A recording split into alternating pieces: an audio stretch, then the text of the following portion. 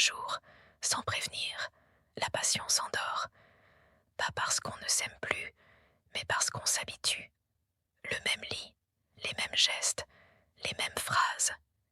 Et doucement, sans bruit, le feu devient tiède.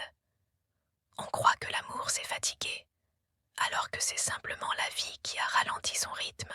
La routine n'est pas l'ennemi du couple. Elle devient dangereuse seulement quand on oublie d'y mettre de la conscience. La passion, c'est un langage.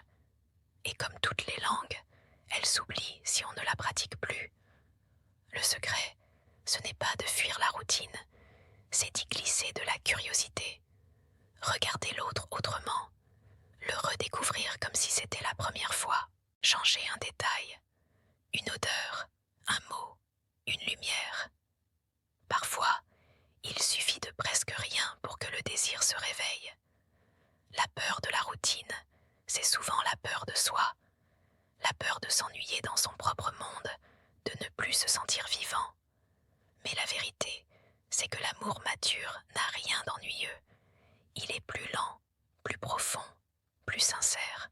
Il ne cherche plus à impressionner. Il cherche à comprendre, à écouter, à durer. La passion ne s'éteint pas. Elle change de forme. Elle devient un regard complice, geste tendre, silence paisible.